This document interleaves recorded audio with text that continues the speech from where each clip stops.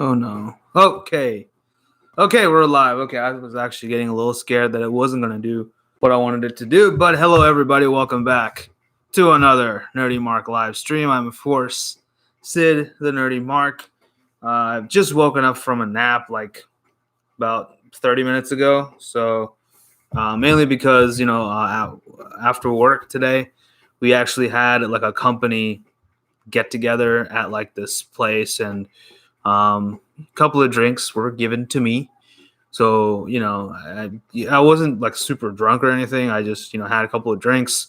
Luckily, we had food as well, so I was able to sober up pretty quick. And not to mention that I still had a thermos with some black coffee in it, so I was able to sober up pretty quick. So that was fun. But yeah, it was a good time and everything, and had a good. Things are going well over at the work front. I just like being candid with you guys. And by the way, I never showed you, but I got this thing for my iPhone now, like this little stand thing. Now I can like make it stand like this and read off of my phone, so I can read about NXT and AEW on my phone. So that's kind of what we're here for. Our weekly review of AEW and NXT. So I am actually still waking up, so I got myself a little. Well, I could have done the ASMR thing. Damn it! All right, it's fine. We'll do it next time. All right. So give me 1 second. Let me close the door. Yeah, my sister and I and my family, we're kind of getting into like because it is Christmas spirit, so it is the holidays, and we're kind of getting into the some of the Netflix baking competitions like Sugar Rush and Nailed It. It's actually pretty fun to watch. So yeah, but you know what else was fun to watch? AEW and NXT this week.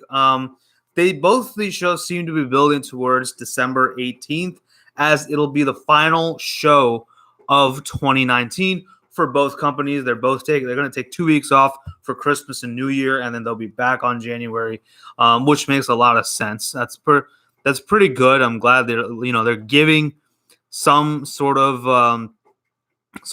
relief for the superstars, who all year they put their bodies on the line for our enjoyment. Sounds so terrible when I say it like that, but that's literally what happens. Let me see if I can. There you go. I just need to get light Yagami in the frame. Excuse me. Sorry. Oh God, this is gonna be an interesting stream. All right. But yeah, both shows were pretty solid. AEW, man, they're in a mood this week. They seriously are. They're taking all the shots at NXT. Like, TNT aired like this ad, where it had like a bunch of quotes saying, AEW buries NXT, AEW trounces NXT. And we even had shots at NXT superstars and everything, which we will get into in just a minute, and I'll talk about that. But yeah, what the hell was going on with AEW this week? Like, holy shit! Like they were just on a roll, competition's good, but that I feel like it's just at this point, taking jabs at AEW, NXT, whether NXT does it or AEW does it. Taking jabs at each other, it's just low-hanging fruit at this point. Why don't we just focus on, putting on good matches, because that's kind of sort of what you're supposed to do, right? Please and thank you. Right. Anyway, so yeah, I don't want to get too much into that. I don't want to talk too much about that, but that's all I got to say. But anyway, with that, how about let's just dive into our weekly wrestling shows, and we will start, as we always do, with Dynamite. So Dynamite began in a pretty explosive way, if you will. No pun intended, but we had the Young Bucks and Dustin taking on Sammy Guevara, Santana, and Ortiz of the Inner Circle. By the way, I have lost a lot of respect for Sammy G because on this week's Being the Elite, which was titled Being the Inner Circle, it was revealed that Sammy Guevara does milk first in his cereal. Yeah, sorry. Sammy is... I have no more respect for you. Anyway, so, this was a really good match. Like, oh my God, what an awesome match this was. Like, yeah, it was great. It was fantastic. Go Watch it if you didn't. It was a good way, especially with Nick Jackson returning from injury. Just good to see that they haven't missed a step. Goldust, Dustin continues to get "You Still Got It" chance, which he still does, man. Like Dustin, that man can go. He was wearing the tassels like the Young Bucks do, which is awesome. That was good. Good to see that. That gear coordination between all three men. That's important, very important. But at one point, Guevara took out his phone and started vlogging because he has a vlog channel and everything. And then we had I think Dustin did do the thing where he gets onto lies down and punches you in the face. I don't know what that move is called. Both him and Cody do it. So yeah, we had that. We had them snatching his phone. Dustin snatched Sammy's phone. Then Dustin vlogged that stuff. Sammy finally gets pinned after a Meltzer driver with the help of Dustin Rhodes. Again, this was a fantastic match. And give me one sec.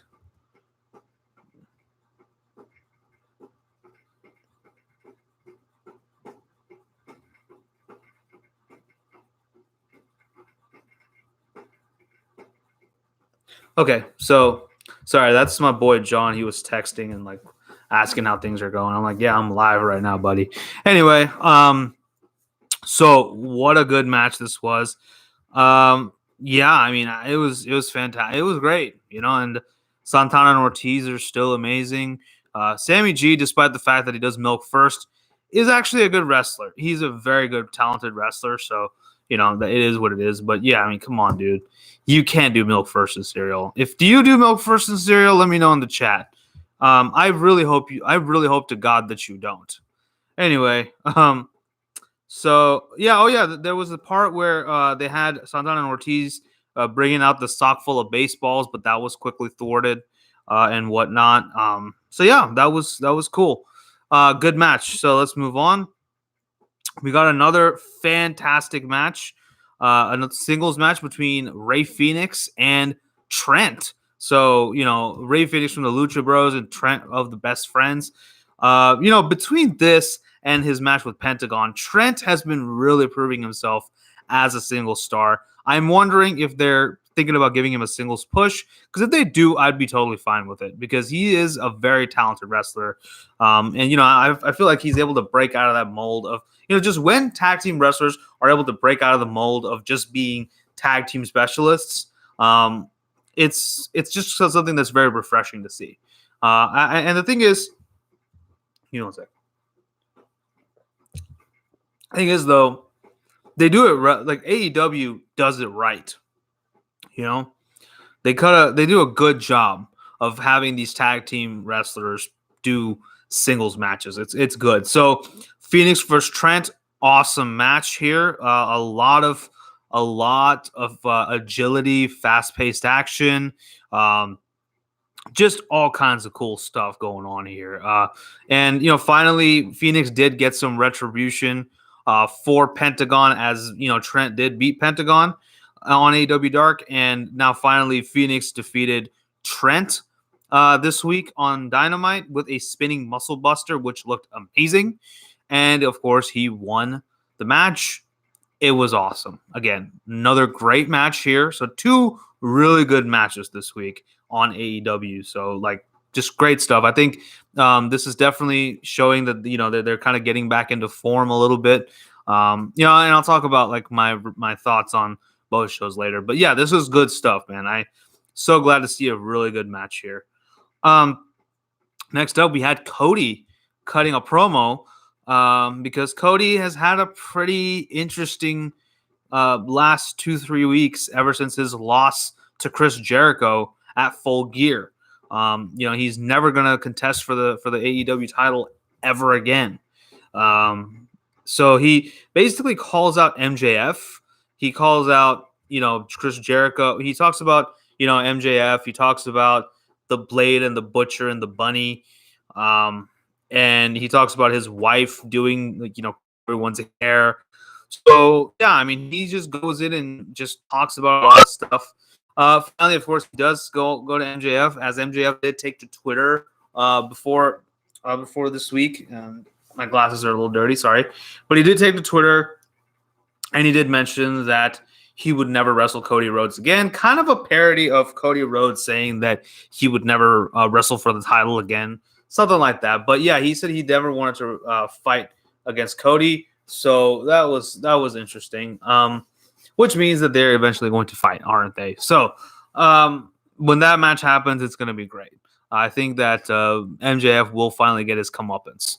Anyway, that is not comeuppance. We'll get his what was the word? Oh man, I forgot. I don't know the word, but Cody will get his comeuppance, not MJF. But anyway, so he kind of says that he would.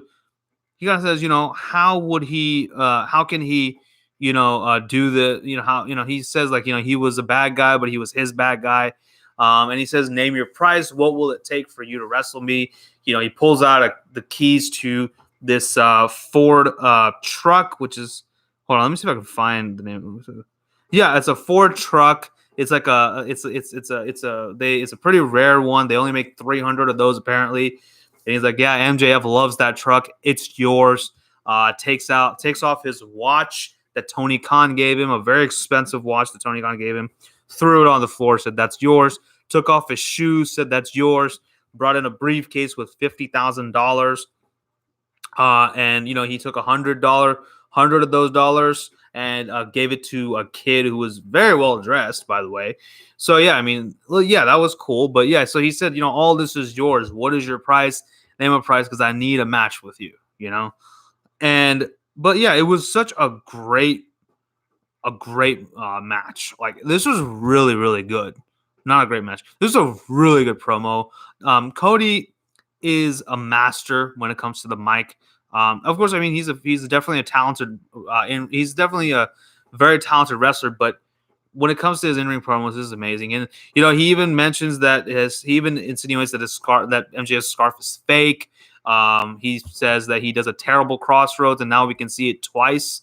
We can see it across two channels. I guess kind of taking a shot at Damian Priest's Reckoning, which I don't get why he's doing that because it's not that bad. Damian Priest.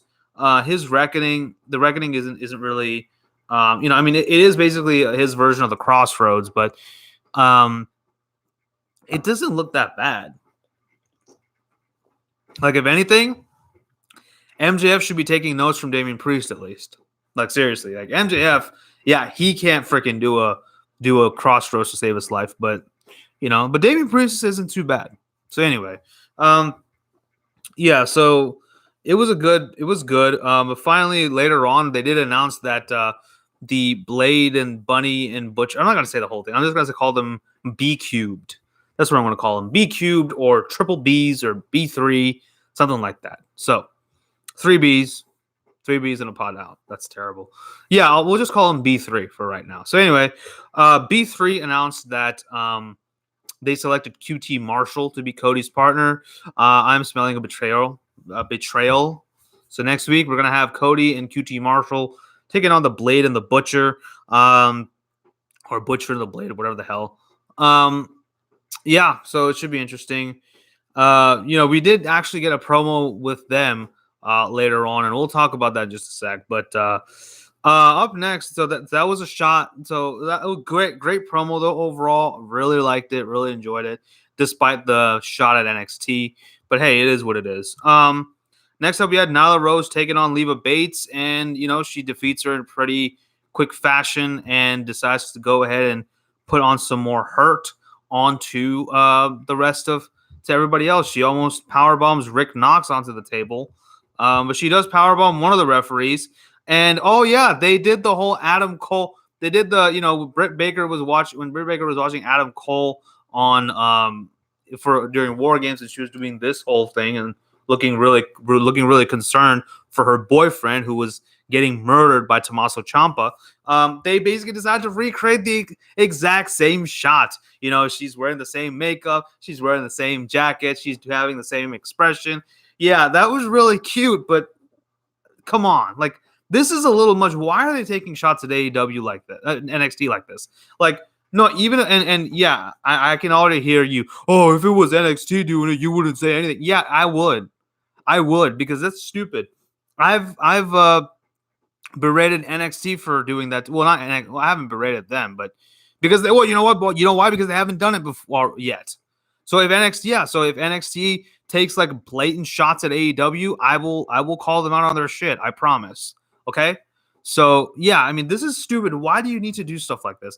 You don't need it. AEW is a great show. It has great wrestling, has great characters for the most part, and it has some good storytelling throughout, especially with the whole Cody MJF storyline and Kenny's redemption and Adam Page's road to the top as well. Like, you have everything working for you. You don't need this extra, spoke in your wheel. Like, you don't need this. This is stupid. I just stop.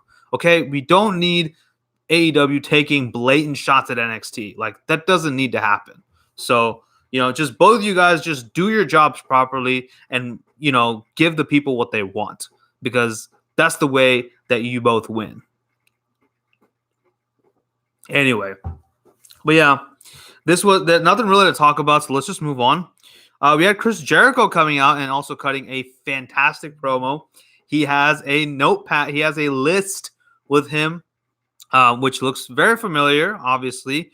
Jake Hager comes in with carrying that list with him. Obviously, Chris Jericho has a little bit of the bubbly with him.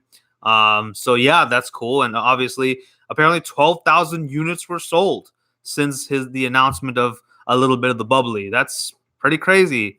So, yeah, I mean, I don't know why Chris Jericho isn't getting more sponsorships, which is kind of stupid. I mean, he should be on more commercials. He really should. So anyway, but yeah, he brought out this list. He said, but he introduced the list. Everyone started marking out, but he said, calm down. He's like, hey man, this isn't 2016, right? So, but he's basically called it the Lexicon of Le Champion, which is pretty cool. And it's basically a list of every single person that he will not wrestle for the title, because he has to have one last match next on December 18th at Corpus Christi, I believe, at Corpus Christi, Texas. He has to have one final match for the year. He has to defend his title one last time. So he has a list where he quite generously mentions Jon Moxley's name, that he will never wrestle. He also says Adam Page, Cody, because he can't. Darby Allin, Alan James, which is AJ Styles, and a bunch of other people. Evil Uno, Terrible Dos, and something like that. Yeah, so many people. The Jurassic Express interrupt, and then Chris Jericho says that dinosaurs and small children are also on his lexicon. Then they turn over, and then Luchasaurus takes offense to this. He says that he has a master's degree in medieval history and whatnot, and he says that Marco Stunt may be small, but he is more of a man than he will ever be. Interesting terminology there. Yeah. So, and then Jungle Boy is finally the one who's basically saying that he's taken up a challenge. Jericho says that he will never, he won't even last 10 minutes in the ring with him, and that he calls him a piece of shit and he hates him.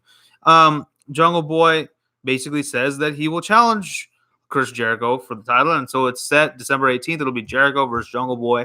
That should be a damn good match. And we did have a little bit of a tussle between Jake Hager and Luchasaurus. Now, I do hope this means that a match between the two is on the horizon. Like, that needs to absolutely happen, because if it doesn't, I'll cry. So there's that.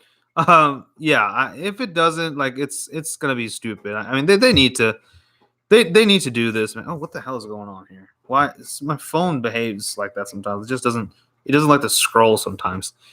Yeah, but this was an amazing promo setting up for Jungle Boy versus Chris Jericho. So, I mean, Moxley obviously is going for Jericho. We'll talk about him in a sec. We'll talk about him a little later, but let's move on to the next match. We have Chris Statlander taking on Hikaru Shida in a short but very good match. It was great. Definitely one of the better women's matches on AEW. I mean, I think I don't know if Chris Statlander, if she's a full-time AEW talent, because I know she's still doing like a bunch of indie shows still. So yeah, I mean that was there. Her and Shauna, which by the way, Shauna did show up in the segment with Nyla Rose. She tried to get hers, but it didn't happen. So it was still, it is what it is. Yeah, I mean, that segment was just whatever. The Nyla Rose segment, that is. But yeah, finally, Chris Statlander did defeat Hikaru Shida with her Big Bang Theory. Afterwards, we had Brandy Rhodes and Awesome Kong coming out, and she says that them together are the Nightmare Collective, and they are an extension of the Nightmare family. Weird. And that they do the jobs that people don't want to do, like what, cutting everybody's hair. Yeah, so that was interesting. And then so she asked Rhodes, Brandy does ask Chris Statlander to join the Nightmare Collective because she's looking to expand the family. A plant from the audience, that is a fan, someone pretending to be a fan, a crazed fan, says that she wants to join. So she comes in and gets all her hair cut off, and she's officially part of the Nightmare Collective. Very excited for the Straight Edge Society. I mean, Nightmare Collective on AEW. I mean, come on, this is an exact rehash of the Straight Edge Society. Like, come on, like shaving people's heads and raising their hands and joining the cult. Like, we have like 2 cults already between the Dark Order and now we have the Nightmare Collective. Like, why do we have? Are these 2 going to finally have a match wherein we have like, who can get the most followers on their damn group? Like, this is weird. I'm still not fully on board with this whole thing. Especially now that it looks like a ripoff of the Straight Edge Society that CM Punk did. Yeah, this is weird. Is this in response to CM Punk returning to WWE? Because if it is, this is just stupid. This is very petty by AEW if that's why they're doing this. But we'll see. I guess. I mean, I don't really know. I didn't really care much, but speaking of which, we did have Dark Order. We had another vignette from the Dark Order. We had another guy who wants to join the Dark Order. Excuse me. Dark Order bring this man into like this forest. Evil Uno asks why he wants to join the Dark Order. He says revenge, and they let him join. Then we get another person who has a mask put on, but if they take it off, it's the same portly gentleman that we've been following over the last 2 vignettes. And he just says that he wants to make some friends, and all the other minions beat the crap out of him. That is sad. I can't believe it. Hey, man, I'll be your friend. It's cool. I know how it feels to be lonely and not have anybody with you, man. That's rough.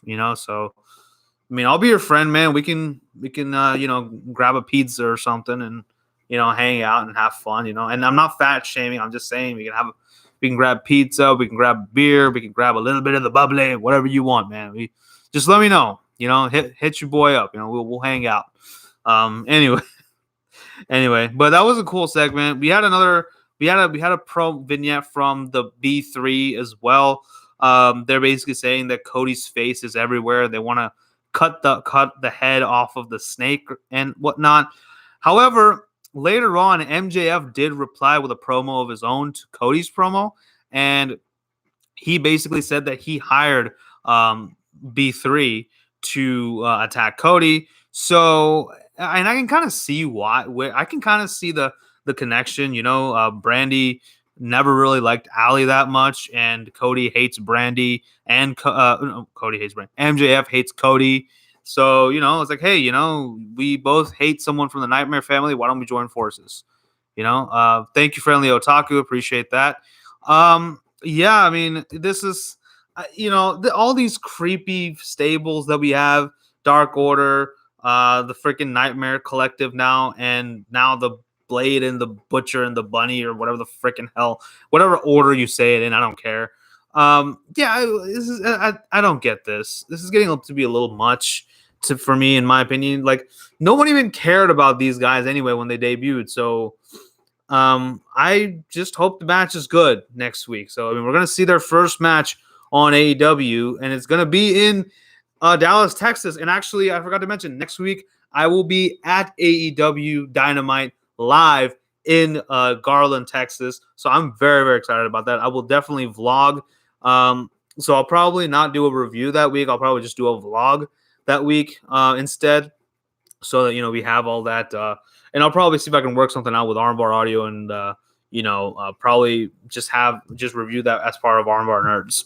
We'll see. Anyway, well, I'll keep you guys posted, and stay tuned to social medias, all that jazz.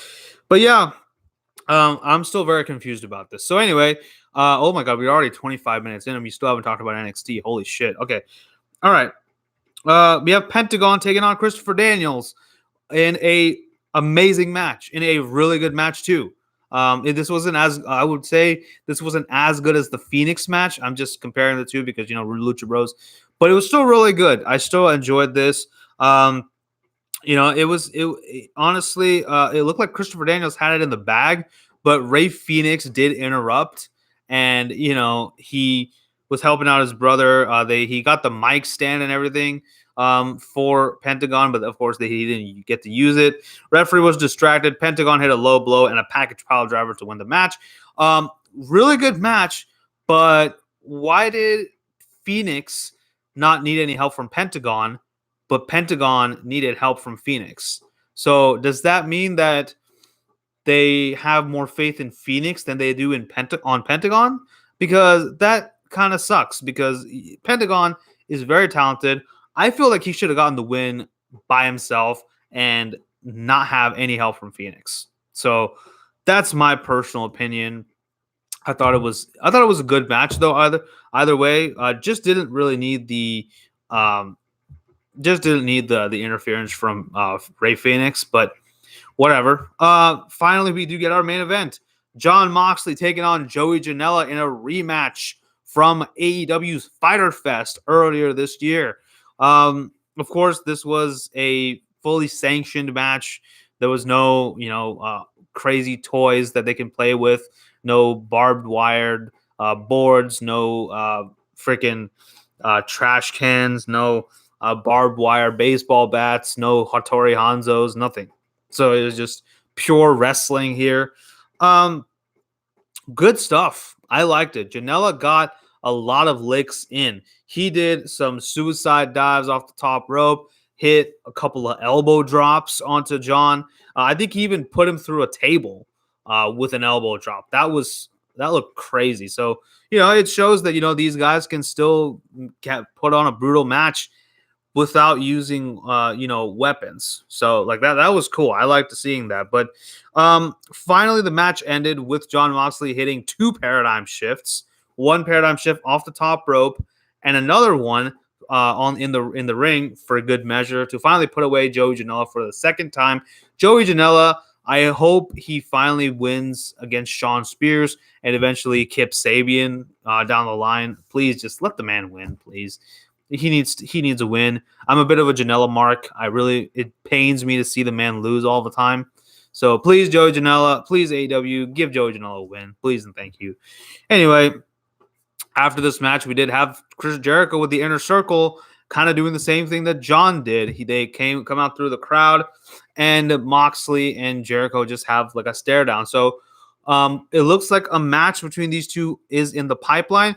I personally hope Jon Moxley takes it off of Jericho. I think we can have him take it off. I think Moxley is a great choice to take it off of Chris. And down the line, definitely Adam Page versus Jon Moxley. That's a match that I'd like to see. So yeah, that would be pretty awesome. But that's how we end AEW Dynamite. Now let's move on to NXT. Once my WWE app loads, I should have not shown that because now WWE is going to sue me. It's okay. Oh, shoot. Hold on. NXT. There you go. Okay, so Hold on, let me. There you go. All right. So NXT. Oh, by the way, Mauro Ranallo is back, so that's awesome. Good to see that he's, doing a lot better since Corey Graves made some comments. Anyway, so Killian Dane makes it into the ring. He's supposed to take on Damian Priest, but Damian Priest is suffering a rib injury, so he's not going to be able to make it. So Killian Dane comes out, issues an open challenge, which is answered by Pete Dunne. So we get this match to begin the festivities. This was great. This is a great match. I thought there's a lot of good stuff going on here, a lot of cool spots. I'm just kind of reading a little bit. We had we had a sleeper hold that Dunn was trying to lock in, but it didn't really work. But it was good. It was a good match. That's all you need to know. Finally, we had we finally did have Dane basically hitting, kind of falling onto, toppling backwards, onto Pete Dunne from, I believe, the top rope, and he didn't really have to do anything. He just kind of laid on him and got the win, so that was fine. But it was a good match. I liked it, so that was fun. We have the Undisputed Era coming into the ring. Unfortunately, Bobby Fish is out with a neck injury. My goodness, between Tommaso Ciampa and Bobby Fish, those two are very injury prone. So please, let's protect these two because they're national treasures. They need to be protected. Anyway, but so Adam Cole Bebe basically cuts a promo, a good promo as usual. He basically talks about how NXT whooped Raw and SmackDown at Survivor Series, but he of course talked about being blindsided by Finn Balor last week too. It looked like because it looked like Finn Balor was going to join the Undisputed Era, but he basically just turned on Finn Balor. Well, not turned on. He attacked Finn Balor as well. So basically he just has no alliances. So he calls out Finn Balor, but instead Keith Lee came out and cut an amazing promo as well. He comes out and he looks at all three of the Era's belts and he says, "Which belts of yours should I take first?" Undisputed Era beat up on Keith Lee. Tommaso Ciampa comes out to even the odds. We have a 6-man tag match scheduled as our main event. So who will the 6th man be on Ciampa and Lee's team? And again, with the mystery partners on Tommaso Ciampa, interesting. So, more on that later. Next up, we had Shayna Baszler, the NXT Women's Champion, taking on my wife Xia Li in actually a really good match. Xia Li finally got to fight someone other than Vanessa Bourne and Aaliyah. So good. Thank you for pushing my wife like that. I appreciate it. Thank you. Good job, WWE. But Xia did get some licks in. She was basically just kicking the living crap out of Shayna Baszler. That's my girl. Unfortunately, Shayna did hook in the Kirifuda clutch on my wife Xia Li, who did have to unfortunately tap. Xia, if you need any help with recovery, my bed's right here. Anyway, so that was cool. That was actually a much better. That was actually a pretty good match. I actually liked it.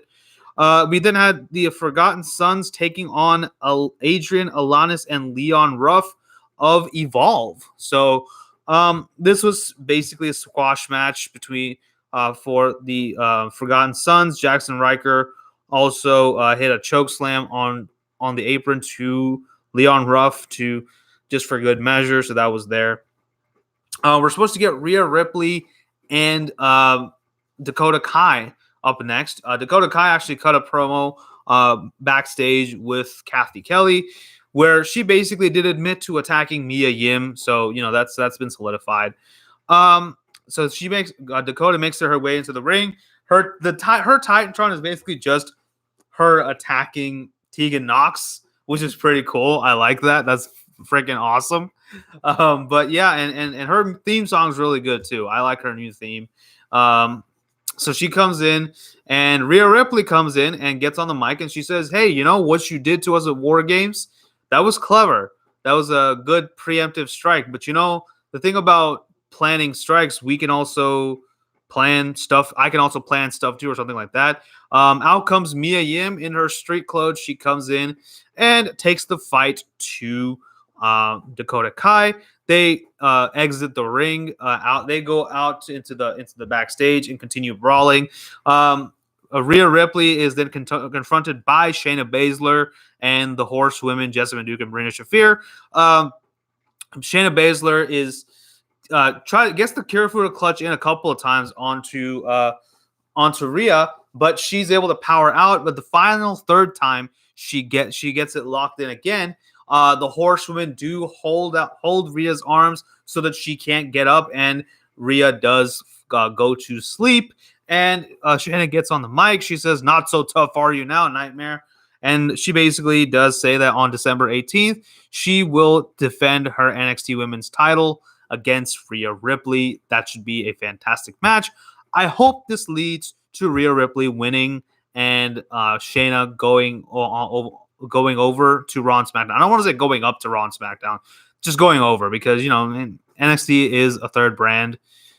Okay, NXT is main roster at this point. I don't want to say going up to the main roster because NXT is main roster. So shut up, okay? Yeah, this was good. I like it. I'm excited for December 18th. You know, both shows, excuse me. Oh my God. Both shows do look pretty stacked. So that should be really cool. I'm excited. But this was cool. I'm excited. This is going to be good. Like I said, I hope this means that Shayna Baszler finally heads over to Raw or SmackDown with the Horsewomen. Maybe Ronda Rousey can return, and, you know, we can have the 4 Horsewomen there. We'll see. Next up, we do get the announcement that on January 25th, we're going to get Worlds Collide between NXT and NXT UK. So I guess it's going to be those two. So it's not going to be 205 Live, NXT, NXT UK, Raw, SmackDown. None of that. It's just going to be the NXT and NXT UK. This seems to be like, maybe I think this is going to be like, instead of TakeOver, we're going to have Worlds Collide, which is fine. I'm okay with that. That would be super awesome. Cassius Ohno basically comes in, and this is how Cassius Ohno, NXT UK's Cassius Ohno, the self-proclaimed best British wrestler.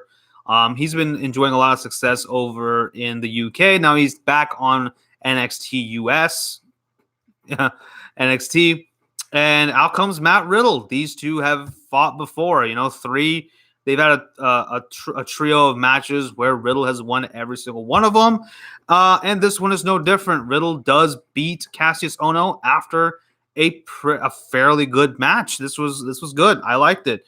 But it wasn't enough for but it still wasn't enough, even despite the fact that he's been enjoying success in NXT UK and gaining a lot of experience. It still wasn't enough to put away Matt Riddle, because Matt Riddle did hit the Bro Derek, or the ripcord knee, and the Bro Derek onto Cassius Ohno to win the match. This was good. I liked it. Excited for Worlds Collide. If, you know, we're gonna get something like this over there, I'm excited. Let's go. You know, we get Kushida, who has returned after 2 months on the shelf because, you know, he hurt his wrist when he was fighting Walter. They had a really nice promo package for him, showing him with his wife and his cute little baby girl. She's adorable, man. I like her. She's so cute. Anyway, my God, what is wrong with me? But we were supposed to get Kushida versus Raul Mendoza, but Cameron Grimes attacks Raul Mendoza and says, "You're fighting me, boy." And oh man. So yeah, he basically comes into the ring. It's Cameron Grimes versus Kushida. decent match, a good return match for Kushida, who does finally win with the octopus, with Kushida's own version of the octopus onto Grimes. Surprisingly, because it looked like they were pushing Cameron Grimes, but they decided to just feed him to Kushida, which is fine. I mean, Kushida is great. Like, honestly, I would have rather had the match between. I would have rather had Kushida versus Mendoza, where Kushida wins and he's attacked by Cameron Grimes afterwards, and we set up a feud between those two. That would have been cool. I would have been fine with that. But I don't get why they just, outright fed him to Kushida, because they were pushing Cameron Grimes to the moon and back. And now that Kushida's returned, they're like, oh, wait, no, we're going to halt your push because Kushida's back. And we're just going to feed you to him. So that was fun. But either way, good match. Great to see Kushida back in the ring. My God, he's good. He's great. What do you want me to say? He's awesome. Welcome back, Kushida. So, yeah. And finally, we have our main event, our 6-man tag match. We have the Undisputed Era taking on Tommaso Ciampa, Keith Lee, and their 6th man, which is, of course, Dominik Dijakovic. Basically, War Games minus Kevin Owens and Bobby Fish. That's what it was. This was still a fine match. These 6 men, they absolutely know each other to the T at this point. They went to war and back, so they know each other very, very well. But this was cool. It was just a lot of great action here. Towards the end of the match, Finn Balor comes in. Oh yeah, before that, Finn Balor did cut a promo explaining his actions. He basically says he wants the NXT title. He wants Adam Cole's NXT title, because he was the longest reigning NXT champion. His past is his future, whatnot. Though, if your past really is your future, Finn Balor, you should bring Bad Luck Fale to NXT and have him carry you on your shoulders. You need to do that. Yeah, Bad Luck Fale with the green beret and the cigar in his mouth, all the pomp and circumstance surrounding Bad Luck Fale. Just have that happen. I would love to see that. I honestly would not mind seeing people like the Gorillas of Destiny and Hikuleo and Bad Luck Fale in NXT. Like, I wouldn't mind that one bit. But anyway, so that's probably not going to happen anytime soon. They're pretty loyal to New Japan, so let them stay there. Anyway, so Finn Balor did have that promo, which was great. But anyway, Finn Balor did interrupt in the match. Finally, he hit a huge shotgun dropkick onto Adam Cole, who was actually sandwiched between the referee was sandwiched between him and I believe Ciampa. So yeah, or Dijakovic, I think one of those guys. No, I think Ciampa. So yeah, so that happened, and finally we finally did have Keith Lee coming in. Finn Balor was doing the guns, and Keith Lee came in, and he attacked Finn Balor and hit him with a huge spirit bomb and sent him packing. Finally hit, and then a super kick from Adam Cole. He tried to go for the last shot, but nope. Keith Lee picks him up.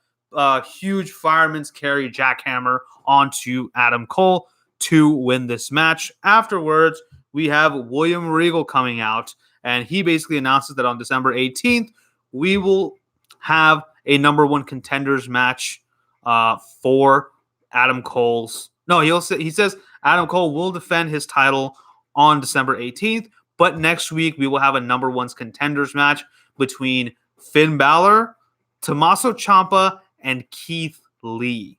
That should be interesting because, Lee and Ciampa have been on the same page all this time, and now finally, they have to put all their friendships aside and, who wants the title even more? And, of course, now we have Finn Balor as a factor. This should be a very good match. I cannot wait for next week. So that was awesome. But overall, I thought overall both shows were absolutely fantastic this week. Since both of them were really building up to the December 18th date.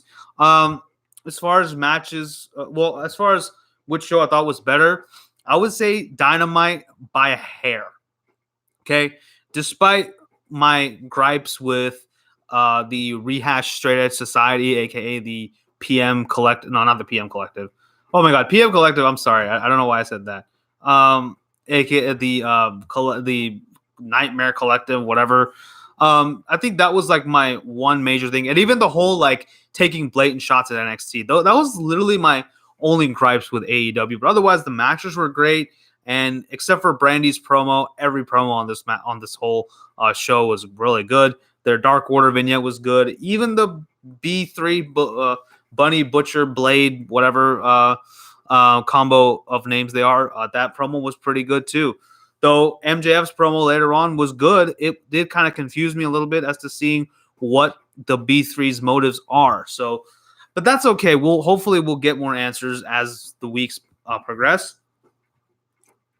So, as far as matches go, Trent versus Phoenix was a great match.